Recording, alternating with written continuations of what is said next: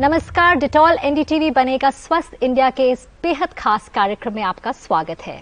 चाहे एचआईवी हो या कोरोना वायरस, एक बड़ी चुनौती ये है इसके पीड़ित लोगों को दाग से कैसे बचाया जाए।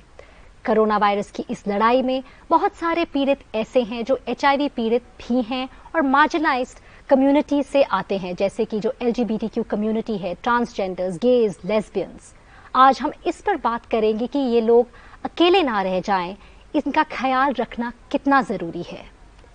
इस पर चर्चा करने के लिए मेरे साथ जुड़ रहे हैं Ashok Rao Kavi, founder and former chairperson Humsafar trust and editor Bombay Dost, Laxmi Narayan Tripathi, transgender activist and chief of the Kinnar Akhara, doctor Rajesh Gopal, additional project director, Gujarat state AIDS control society, Ravi Bhatnagar, director, external affairs and partnerships, AMESA Reckitt Benckiser, doctor V Sam Prasad, country programme director, AIDS health care foundation, India care, और prince Manvendra Singh Gohil, chairperson, Lakshya trust. 6 जुलाई को global ads report release की गई थी। हमने बात की विनी ब्यायन्यामा से, जो एग्जीक्यूटिव डायरेक्टर है यूएन एड्स की। उन्होंने बताया कि भारत की स्थिति फिलहाल क्या है और हम इस कोविड-19 की लड़ाई में एचआईवी रिस्पॉन्स से क्या सीख सकते हैं। From India, the positive news is that you've been able to bring down new infections in the last 10 years by 38%. So you can do it. You have 2.1 million people living with HIV, but you've been reducing even the deaths. You've reduced the deaths, AIDS-related deaths, by 56%. So good progress. Where do you need to make more progress? It's on pregnant women. Pregnant women, following them through and ensuring that they are put on treatment if they are positive and do not transmit to children. You need progress there. You also need to make progress on what we call key populations, marginalized groups. These are sex workers. These are transgender people. These are gay men. So you need to do more there. But India also produces 80% of the total antiretroviral treatments globally. That's huge. So India needs now, in the context of corona, not to drop the ball on producing and supplying antiretroviral treatments, because so many countries around the world depend on Indian production. We've been fighting HIV for the last 25 years as UNAIDS. 40 years the virus has been with us, and we know what works. Putting communities at the center of responses is critical. So for example, today with coronavirus, it's so important that you allow communities themselves to define what social distancing means for them in urban slum dwellings, in rural areas, what hygiene practices will work in contexts where there's no water, for example. So importance of communities. Secondly, it's so important that the approach is multisectoral. An epidemic is not just a health issue. It's an issue that it's a health issue being driven along the cracks of inequalities in society. So it's about tackling those social and economic inequalities in human rights that will then bring you to stop the epidemic. Doctor Rajesh, मैं सबसे पहले आपसे पूछना चाहूंगी, क्योंकि आप इस sector में 20 साल से ज्यादा से काम कर रहे हैं, हम एचआईवी रिस्पॉन्स से क्या सीख सकते हैं जो हम कोविड-19 में डाल सकते हैं? मैं एक सरकारी अधिकारी की तरह से एड्स कंट्रोल के लिए और कोविड-19 कंट्रोल के लिए गुजरात राज्य में काम कर रहा हूँ। आप लोग जानते हैं, ये 2 ऐसी वायरल पैंडेमिक्स हैं, ऐसी वैश्विक महारोग हैं जिनके साथ में हम लोग पिछले 4 दशकों से एचआईवी एड्स के संदर्भ में एक सतत प्रयास हमारा चल रहा है, और लगभग पिछले 6 महीनों से ये दूसरी वायरल पैंडेमिक, ये दूसरा वैश्विक महारोग जो हमारे सामने उपस्थित हुआ है कोविड-19 का, नोवेल कोरोना वायरस के द्वारा, उसके साथ में भी हम लोग उसको रोकने के लिए पूरी प्रयास कर रहे हैं। यहाँ पे ये एक अति आवश्यक चीज हो जाती है कि हम लोग अपने पुराने अनुभव से जो हमको कुछ लेसन्स मिले हैं, कुछ पाठ मिले हैं शायद एड्स कंट्रोल से, उनको हम लोग अच्छी तरह से उनका सदुपयोग कोविड-19 में भी करें, तो हमको उतनी ही सफलता मिलेगी जितनी हमको एड्स कंट्रोल में मिली है और अभी भी मिलती रही है, जिसके द्वारा जो लक्ष्यांक, जो टारगेट्स हमको दिए हैं, उन सभी को हम लोग पूरा करते जा रहे हैं। इस रोग के बारे में, कोविड-19 के बारे में हमको बहुत जानकारी मिली है, तो हमको बिल्कुल आशावाद के साथ में, पूरे विश्वास के साथ में, जो इसको संक्रमण को रोकने के लिए जो हमको बताई गई हैं चीज़ें, कि हमको बार बार साबुन पानी से हाथ धोना है, जहाँ साबुन पानी नहीं है वहाँ हैंड सैनिटाइजर यूज़ करना है, एक दूसरे के साथ में एक परस्पर दूरी बनाए रखना, एक फिजिकल डिस्टेंसिंग रखनी है, और इन सभी प्रिकॉशंस को लेते हुए हमको ये पूरी कोशिश करनी है कि हम भीड़ भड़के वाली जगह पे ना जाएं। डॉक्टर साहब, मैं आपसे सबसे पहले पूछना चाहूंगी कि आप HIV सेक्टर में करीब 20 साल से काम कर रहे हैं और इन दोनों में काफी सिमिलैरिटीज हैं। अगर मैं आपसे कहूं कि मतलब चाहे वो उनका स्प्रेड की बात करें कि या वो जो भय है, जो स्टिग्मा है, इसके बारे में आप क्या कहेंगे?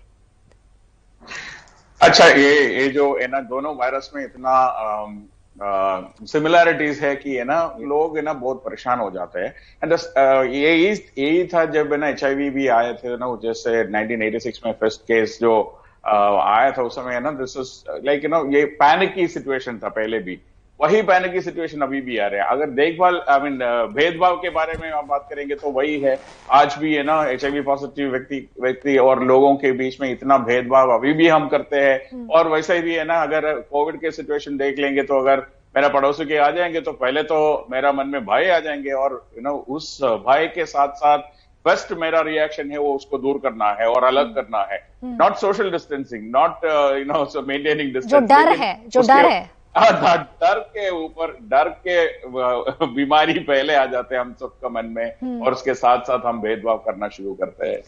तो अगर हम स्टिग्मा की बात करें अशोक जी, अगर आपसे मैं ये सवाल पूछूं कि राइट्स जो ये कम्युनिटीज की हैं, जो LGBTQ कम्युनिटी है, ट्रांसजेंडर्स है, किस तरह ये पैंडेमिक की वजह से राइट्स पे कैसा असर पड़ा है, इनकी जिंदगियों में क्या असर पड़ा है? नहीं, जो सेक्शन 377 धारा थी वो गई, तो वो भय तो गया है, एक बहुत बड़ी बात है। लेकिन इसके बाद जो कोविड का है, कोविड हमारे मतलब खाने पीने की मजबूरी जो है वो अभी एकदम आगे आ गई है। जो खाना पीना जो वो है, द लाइवलीहुड जैसे बोलते हैं, वो ही नहीं है, क्योंकि हिजड़ों की बधाई और सेक्स वर्क बहुत करके LGBT ऐसे प्रोफेशन में होते थे, हेयर ड्रेसिंग में, इसमें उसमें, मेकअप में, बहुत सारे राइटर्स थे, बहुत सारे परफॉर्मर्स थे। ये पूरे सब करियर्स गए हैं अभी, उनके लिए कोई मार्केट नहीं है, वो काम नहीं ढूंढ सकते हैं, काम है नहीं, और काम नहीं तो आमदनी नहीं है। तो कलंक और भेदभाव, ये दोनों अभी वापस परेशानी कर रहे हैं हमको। There is no doubt about it that stigma and discrimination has increased in many ways. जो दूसरी चीजें थी वो कहीं ना कहीं सेटबैक हो गया है, और अब लाइवलीहुड की बात है, सर्वाइवल की बात है, वो एक चीज जिसपे बहुत एक इम्पोर्टेंट फैक्ट और है।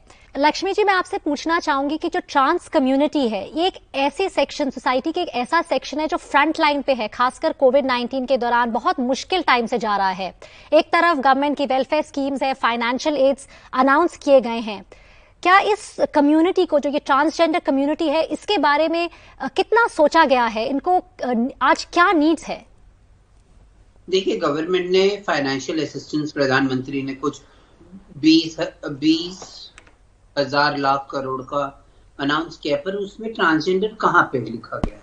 कहीं पे भी ट्रांसजेंडर्स को कोई असिस्टेंस नहीं है। 1500 रुपए मिनिस्ट्री ने 5,000 लोगों को दिया है, पर सिर्फ 5,000 तो नहीं है, लोगों को जरिया कमाने का टोपी भी बंद हो गया। अब ये 4 महीने हो गए हैं, जो सेक्स वर्क में हैं, जो दहेज वितरी में हैं, उनकी जिंदगी ऐसी, मतलब क्वारंटाइन है, सभी लोग सब अपने अपने घरों में हैं, लोग भाड़ा नहीं दे पाते क्योंकि ये समाज इतना मुख्य धारा से टूटा हुआ है। पर हाँ, गवर्नमेंट ने ट्रांसजेंडर बिल लाया, गवर्नमेंट ने ट्रांसजेंडर एक्ट लाया, गवर्नमेंट ने ट्रांसजेंडर पॉलिसीज बना रहे हैं, पर हकीकत में जो ट्रांस बच्चे, ट्रांस वुमेन, ट्रांस मैन और जो किन्नर है, जो हिजड़ा है, जो शिव शक्ति है, जोगती है, ये सारी समुदाय आज एक एक निवाले के लिए तरस रही। देखिए, हमारा जो किन्नर सर्विसेज है, पूरी इंडिया में हमने भेजा ड्राई राशन भेजा, 38,000 किट्स हमने बांटी है और बहुत दूसरे ऑर्गेनाइजेशन के साथ मिलकर हम हेल्प कर रहे हैं।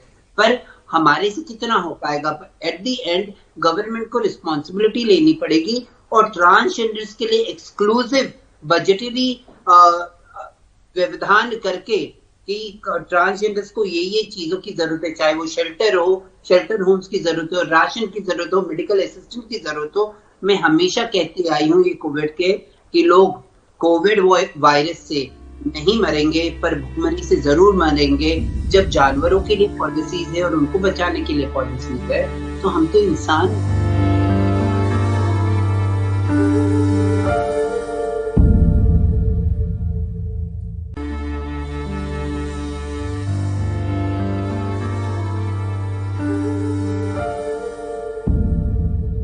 रवि, हम बनेगा स्वस्थ इंडिया जो ये कैंपेन है, 6 साल से हम इस पर एक साथ काम कर रहे हैं। आरबी कमिटेड है कि ग्राउंड पर चेंजेस लाए जा सके। इनफैक्ट कॉर्पोरेट्स को स्टेप करना जरूरी है, हेल्प करना जरूरी है। फिलहाल अगर हम बात करें कोविड-19 की और जो ये LGBTQ कम्युनिटी है, मार्जिनलाइज्ड पॉपुलेशन है, इनके लिए आरबी क्या कर रहा है? बहुत इम्पोर्टेंट क्वेश्चन है ये जो आप मुझसे पूछ रही हैं।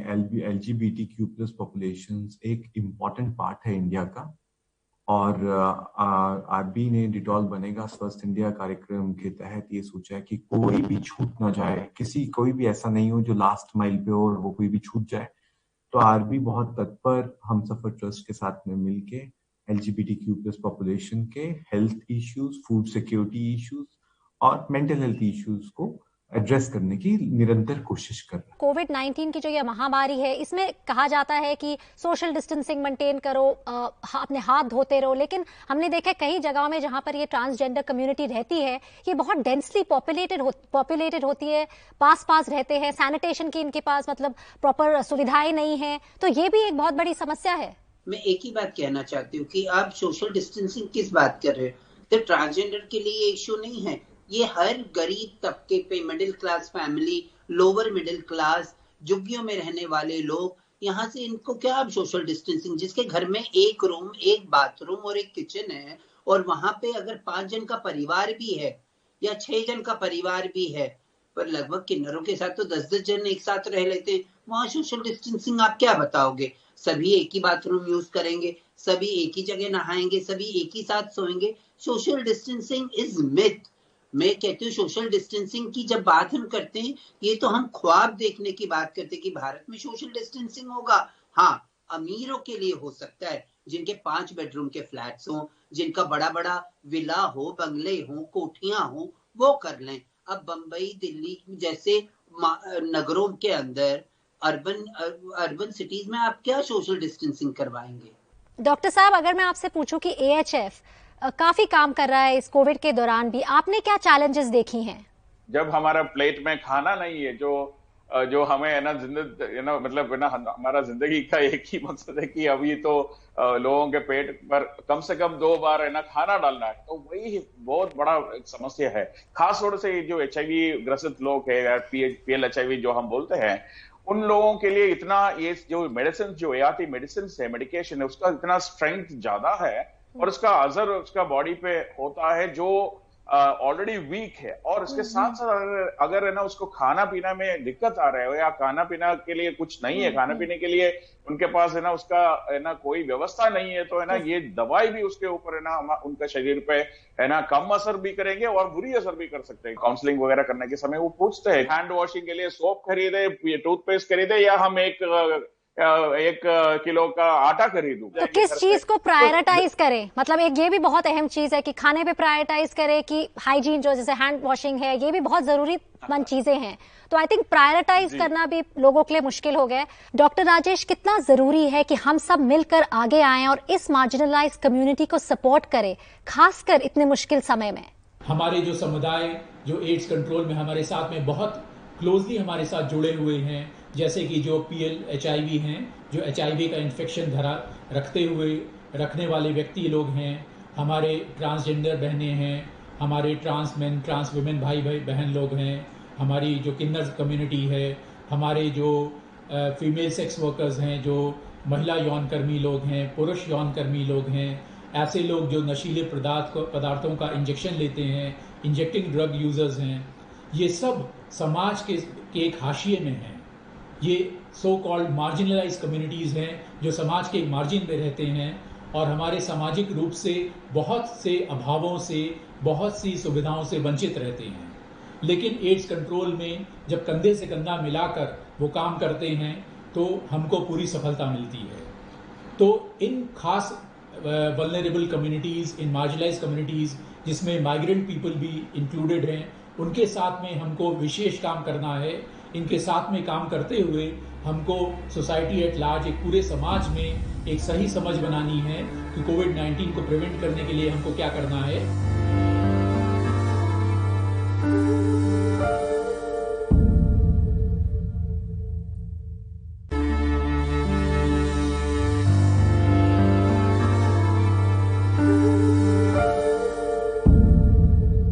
मानविंदर, आपने 41 सालों तक अपनी सेक्सुअलिटी के बारे में बोला नहीं, कभी सामने नहीं आए, लेकिन जब आप सामने आए, कितनी बड़ी चुनौतियां थी आपके सामने, आपके परिवार को एक्सेप्ट करना?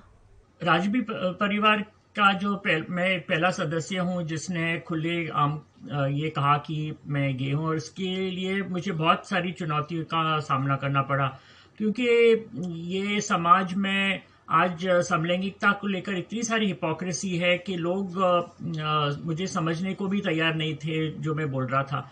और मैंने जो इतना ही कहा था कि मैं समलैंगिक हूं और मुझे गर्व है मेरी समलैंगिकता के ऊपर, जो एक सत्य हकीकत है। और सत्यता को स्वीकारना बहुत मुश्किल काम हो जाता है कई बार समाज में, और इसके लिए मुझे बहुत लोगों से होमोफोबिया फेस करना पड़ा। मेरे खुद के माँ बाप ने मुझे परिवार से बेदखल कर दिया, मेरी संपत्ति से बेदखल कर दिया इश्तेहार देकर। मेरे गांव के लोगों ने भी मेरे पुतले जलाए और मुझे बहिष्कार किया और कहा कि मैं राज परिवार के लिए कलंक हूँ। लेकिन मेरे साथ में सत्य था और मैं हमेशा जानता था कि सत्य की जीत होती है। और आज मैं वो सारे चैलेंजेस का मुकाबला करके और मेरी सत्यता को जीत पाकर मैं अभी जी रहा हूँ। Ashok ji, if I come to you, और अगर मैं आपसे यहाँ पूछूं, जैसे आपने बताया कि आर्टिकल 377 के बाद जो फ्रीडम मिली थी, जो इम्पोर्टेंट चीजें थी वो कहीं ना कहीं पीछे रह गई हैं, लेकिन अब ये कोविड-19 पैंडेमिक के बाद, इस महामारी के बाद, अगर मैं आपसे पूछूं, आपको क्या लगता है जो ये न्यू नॉर्मल है, या चीजें दोबारा कब तक ठीक होंगी, कितने लंबे अरसे तक इस कम्युनिटी को और प्रॉब्लम्स दिखेंगी या उनको फेस करनी पड़ेगी? अंबिका, मुझे लगता है जब तक वैक्सीन नहीं आता है तब तक ये डर रहेगा, सोशल डिस्टेंसिंग, ये सब चीजें रहेंगी। और जब वैक्सीन आएगा तो मुझे लगता है प्रायोरिटीज बदल रही हैं। छोटे बच्चों को और बूढ़ों को पहली वो वैक्सीन दी जाएगी, क्योंकि those are the vulnerable groups. और हम जो युवक हैं उनको फाइनली दिया जाएगा, तो इसका मतलब वहां भी प्रायोरिटीज बदलेंगे जब कोविड के इसमें। तो मुश्किल तो ये ईयर एंड के तक मुझे लगता है मुश्किलें होंगी। जब तक वैक्सीन नहीं आएगा, वैक्सीन नहीं दिया जाएगा बहुत लोगों को, तब तक तो डर रहेगा, कलंक रहेगा, और it will be verse in the sense stigma and discrimination will deepen as far as against LGBT, because they are cooped up in the house, they don't have a livelihood. If you don't have money in your hand, you're not respected. आपको कोई इज्जत नहीं हो। अगर आपके हाथ में पैसा नहीं है कुछ खरीदने को, तो आपको कौन यही करेगा, इज्जत कौन देगा? तो मुझे लगता है जब वैक्सीन आए तो सब कुछ ठीक हो जाएगा। रवि, जो आरबी का प्रोजेक्ट है कम्युनिटीज मेक द डिफरेंस, उसका लक्ष्य है कि वो 10 लाख LGBTQ पॉपुलेशन तक पहुंचे अगले 3 सालों में, तो क्या क्या की एरियाज पर आप फोकस कर रहे हैं? बेसिकली हम चाहते हैं कि हम लोग लास्ट माइल पे जो सबसे जो LGBTQ+ में भी जो सबसे जो लास्ट जो तबका है, जो सबसे गरीब तबका है फाइनेंशियली, हम उनको हेल्प कर सकें, उनको हम हेल्प कर सकें सेक्सुअल वेलबींग में, उनको हेल्प कर सके फूड सिक्योरिटी में, उनको हेल्प कर सके मेंटल हेल्थ में। इसके लिए हमने हमसफर ट्रस्ट के साथ में पार्टनरशिप किया है, जो कि 3 साल का पार्टनरशिप है। और इस पार्टनरशिप के थ्रू बेसिकली हम लोग लास्ट माइल सबको जो है वो रीच करने की कोशिश कर रहे हैं। बहुत सारी CBOs हैं, कम्युनिटी बेस्ड ऑर्गेनाइजेशंस हैं, जो कि अलग अलग इंडिया की स्टेट्स में है, हम उनके साथ में भी पार्टनरशिप को एक्सप्लोर कर रहे हैं अभी कि किस तरह से हम उनके साथ में काम कर सकें ताकि कोई भी छूट नहीं जाए और हमारा जो लक्ष्य है 1 मिलियन LGBTQ पॉपुलेशन तक पहुंचने का, वो हम बहुत स्ट्रांगली कर पाए और बहुत दिल से कर पाए। वक्त है एक छोटे से ब्रेक का। ब्रेक के बाद ये चर्चा जारी रहेगी।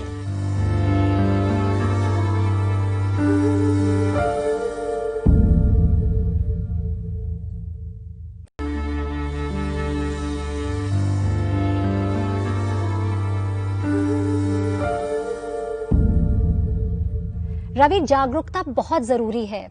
कई बार हमारे देश में हम अपने बच्चों से सही टाइम पर बात नहीं करते, तो आपको क्या लगता है जो ये कॉम्प्रिहेंसिव सेक्सुअलिटी प्रोग्राम है या एडोलेसेंस एजुकेशन, ये कितना जरूरी है ताकि हम बच्चों तक वो मैसेज पहुंचाए उनके सही एज पर? मुझे लगता है कि ये बहुत ही ज्यादा इम्पोर्टेंट है कि जो यूथ है, जो एडोलेसेंट है, उनको जब वो यूथ में होते हैं, एडोलेसेंट में होते हैं, तभी से उनको पता रहे जेंडर के बारे में, जेंडर नॉर्म्स के बारे में, और उनको ये कुछ मतलब उनको बताना जरूरी है, पढ़ाना जरूरी है। तो आरबी जो है अपनी तरफ से पूरी तरफ से हम लोग प्रयत्न कर रहे हैं कि हम लोग अराउंड 1 लाख बच्चों तक हम इस साल पहुंच पाए और उनको इसके बारे में हम समझा पाए ताकि जेंडर स्टीरियोटाइपिंग वगैरह जो है वो खत्म हो और बच्चे जो है वो अपने आप को पहचाने, अपने बारे में पहचाने और इसको कुछ ऐसा टॉपिक नहीं समझे जो कि बिलो डिग्निटी है। डॉक्टर साहब, मैं आपसे पूछना चाहूंगी जो एडोलेसेंट बच्चे हैं उनकी एजुकेशन, क्योंकि कई बार हमारे देश में होता है हम बच्चों से बात ही नहीं करते इन चीजों के बारे। क्या आपको लगता है अगर हम बच्चों से बात करें सेक्स एजुकेशन यानी कि एडोलेसेंट एजुकेशन के बारे, कहीं ना कहीं ये जो सेक्सुअली ट्रांसमिटेड इन्फेक्शंस होती है, अनवांटेड प्रेगनेंसीज होती है, क्या हम इसको किसी तरह मतलब हम बच्चों को समझाएंगे तो ये आगे इस स्प्रेड मतलब रुक सकता है, इन्फेक्शंस का अवेयरनेस बढ़ाई जाए तो? भारत, अंबिका जी ऐसे देख लीजिए ना, Bharat that is the youngest country, youngest country in the world है ना, मतलब है ना हमारा एक इतना युवकों का देश है, युवकों का राज्य है।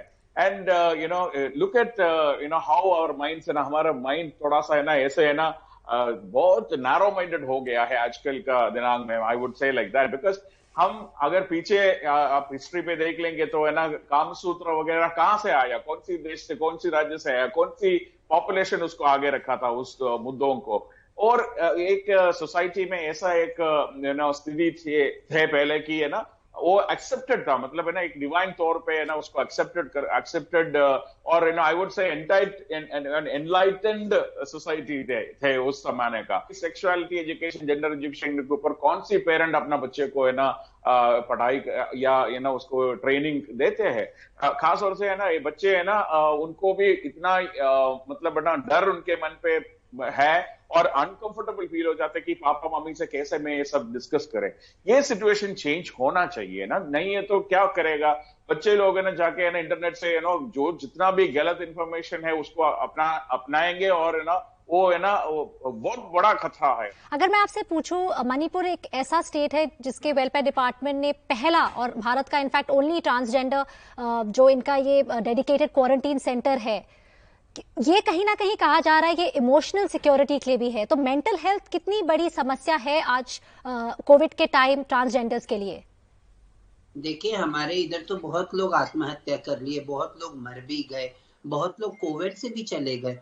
पर अब अगर बॉलीवुड में कोई आत्महत्या करता है तो वो बहुत बड़ी सनसनी, उसके हक के लिए सभी आवाज उठाते हैं। और कितने गरीब इंसान आत्महत्या कर लेते अपनी बीवी बच्चे, और ट्रांसजेंडर में तो कोई है भी नहीं ना हमारा पूछने वाला, ना परिवार होता है, परिवार घर से निकाल देता है। और जो बच्चे अपने घरों में हैं उनको कितना प्रताड़ित किया जाता है, मारा जाता है। और क्वारंटाइन सेंटर्स, क्या क्वारंटाइन सेंटर्स भले आप अलग मत बनाओ, दिल्ली जैसे शहर में आपके पास जगह नहीं है, आप अलग मत बनाओ, पर कहीं तो ये भी मेंशन करो कि अगर ट्रांसजेंडर कभी कोविड से ये होता है तो उसके लिए हम स्पेशल इतने सारे बेड्स हम जरूरी रखेंगे। उनके पास पैसे नहीं है, प्राइवेट हॉस्पिटल में तो कोई सपने से भी नहीं सोच सकता है। तो एक हेल्थ बहुत बड़ी चैलेंज है, हेल्थ भी बहुत बड़ी चैलेंज है।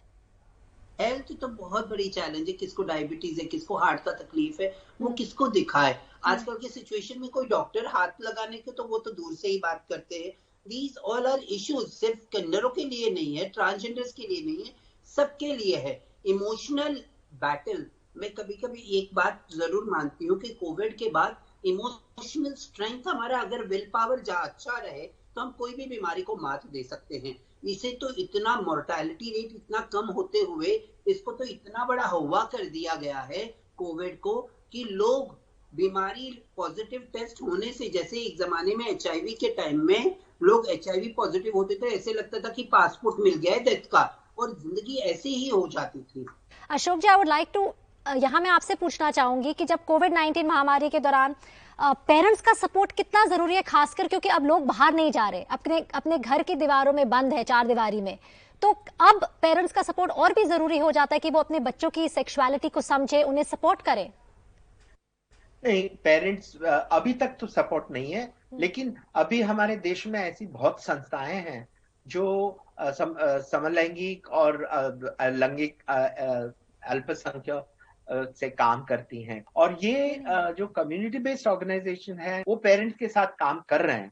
लेकिन मुझे नहीं लगता अभी तक पेरेंट्स में इतना अवेयरनेस है जितना होना चाहिए, क्योंकि ये क्या है, घर में जब LGBT होती है तो उन्हें और दबाव होता है कि अपनी लैंगिकता और जो जेंडर आइडेंटिटी छुपाएं, बताएं नहीं, और वो मुझे लगता है वहां पेरेंट्स का बहुत सपोर्ट जरूरी है। अभी तक तो नहीं है, लेकिन धीरे धीरे हो जाएगा। मानविंदर, मुझे ये बात बताइए कि आपके ख्याल से जो पेरेंट्स है यानी कि माँ बाप, उनका सपोर्ट बच्चों के लिए कितना जरूरी है कि वो समझे, अपने बच्चों को सपोर्ट करे, खासकर जब उनके बच्चे बताना चाहें अपने सेक्सुअलिटी के बारे, जब वो अगर कोई डिसीजन लेते हैं? देखिए, माँ बाप के लिए बहुत जरूरी है कि वे अपने बच्चों को अपनाएं, चाहे वो समलैंगिक हो, चाहे वो लेस्बियन हो, चाहे ट्रांस, जो भी सेक्सुअल डाइवर्सिटी से आते हैं, क्योंकि वो उनके बच्चे हैं। उनकी खुशी में, उनके बच्चों की खुशी में उनकी खुशी होनी चाहिए, और उनको बहिष्कार करके, उनको बेदखल करके और उन्हें सड़क पे लाकर कोई फायदा नहीं होने वाला। उनको, अपने बच्चों को मजबूरन शादी भी नहीं करानी चाहिए, क्योंकि जब तक वो समझेंगे नहीं वो उनके बच्चे की क्या स्थिति है, सबके लिए बुरा होने वाला है। इसीलिए मैं तो कहता हूं कि हर एक माँ बाप को अपने बच्चों के लिए सोचना चाहिए, उनका क्या भला है उसमें सोचना चाहिए। और अभी ऐसी संस्थाएं हैं, एक संस्था है स्वीकार, अभी बनी है कुछ साल पहले, जिसमें माँ बाप ने खुल के अपने बच्चों को स्वीकारा है। तो ऐसे माँ बाप के जरिए भी उन माँ बाप को शिक्षा मिल सकती है और वो माँ बाप अपने बच्चों को अपना सकते हैं। पेरेंट सपोर्ट जरूरी है। अशोक जी, पहले मैं अगर आपसे मैं क्लोजिंग रिमार्क पूछूं। आपको लक्ष्मी ने बताया कि एक एक घर में कभी कभी 15-20 लोग रहते हैं, तो प्राइवेसी है कहाँ, किससे बात कर सकते हो? बाहर जाकर बात करना पड़ेगा, बाहर नहीं जा सकते, लॉकडाउन है, तो मुसीबतें बहुत हैं। लेकिन LGBT की ये खूबी है कि हम कभी ना कभी कहीं ना कहीं से हम रास्ता ढूंढ लेते हैं और अपनी जिंदगी संवार लेते हैं। थैंक यू, पॉइंट बहुत अच्छी तरह नोट किया। डॉक्टर साहब, आपके क्लोजिंग रिमार्क्स, आप क्या बताना चाहेंगे? ये जो मैसेज इस देश में जाना है कि parents have the best role and the parents are the best teachers for sexuality, gender education and clearing doubts of our children. ये मत भूलना कि हमारा ये जो माता पिताओं का इसमें अहम रोल है उसमें सेक्सुअलिटी जेंडर एजुकेशन में। आपके क्लोजिंग रिमार्क्स पूछूं, आप क्या कहना चाहेंगे? सरकार की जब जिम्मेदारी बनती है तो जो समाज पिछड़ा हुआ है, जो मुख्य धारा से छूटा हुआ है, जो समाज को मतलब एक कांच के जैसे आर पार जब समाज देखने लगता है, उस समाज को अपने छाती कलेजे से लगा के उसके लिए प्रॉपर सिक्योरिटी के लिए, उसके राइट्स के लिए विद डिग्निटी के साथ आपको कानून, आपको पॉलिसीज रखनी जरूरी है। जैसे हमने चर्चा करी कि मार्जिनलाइज्ड कम्युनिटीज का ख्याल रखना कितना जरूरी है, चाहे वो HIV पीड़ित आदमी हो या LGBTQ कम्युनिटी से कोई हो। कोविड-19 की इस लड़ाई में, इस मुश्किल दौर में जरूरी है कि हम इन लोगों का हाथ पकड़ें। हमारे साथ जुड़ने के लिए धन्यवाद।